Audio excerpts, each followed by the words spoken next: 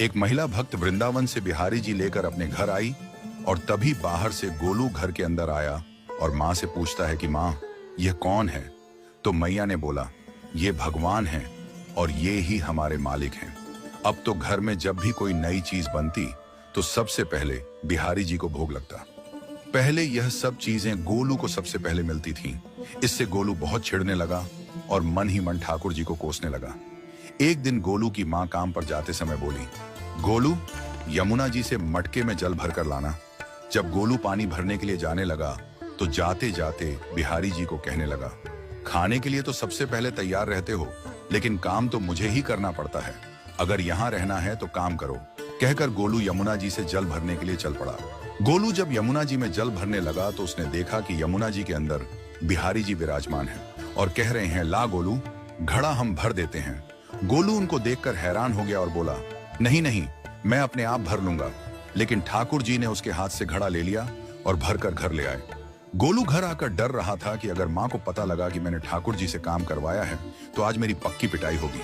माँ ने घर आकर बिहारी जी को गीले कपड़ों में देखा तो एकदम से हैरान हो गई और कहने लगी कि गोलू, ये जरूर तेरी शरारत है, जरूर तूने ही इन पर जल डाला है। गोलू ने अपनी माँ को समझाने का बहुत प्रयास किया, लेकिन माँ ने उसको डांट कर चुप करा दिया और ठाकुर जी के भीगे हुए वस्त्रों को बदलने लगी। अगले दिन जब माँ ने गोलू को अनाज पिसवाने का काम दिया तो बिहारी जी फिर अनाज का कनस्तर ले आए और माँ को ठाकुर जी के वस्त्रों के ऊपर सूखा आटा पड़ा मिला। तो माँ ने फिर गोलू को डांटा कि तुझे पता नहीं कि ये हमारे भगवान हैं और तू भगवान के साथ शरारत करता है। आज तूने फिर इनके ऊपर आटा फेंका है। तो गोलू शपथ लेकर कहने लगा, नहीं माँ, मैंने कोई शरारत नहीं करी है। ये तो मेरे हाथ से गेहूं का कनस्तर लेकर खुद पिसवा कर आए हैं। गोलू की माँ आज बहुत गुस्सा हुई। अगले दिन फिर माँ बोली, बेटा गोलू, आज तुम्हारे बाबा बाहर गांव से वापस लौट आएंगे। बस आज का ही काम है, तुम जंगल से थोड़ी लकड़ियां ले आना। गोलू फिर डर गया, कहीं ठाकुर जी फिर मेरे पीछे ना आ जाएं।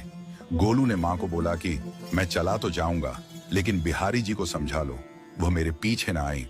उसकी माँ हंसकर बोली, हाँ हाँ समझा दूंगी, तुम जाओ तो सही। गोलू जल्दी जल्दी लकड़ियां लेने जंगल में चला गया और माँ काम पर चली गई।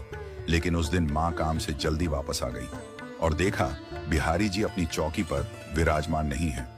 वह तो एकदम से घबरा गई कि कहीं गोलू की शरारत तो नहीं। वह भागी भागी जंगल की तरफ गई।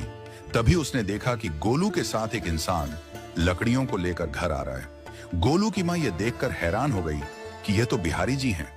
ये क्या हमारे भगवान हमारा काम कर रहे हैं? इसका अर्थ गोलू ठीक कह रहा था। वह जल्दी जल्दी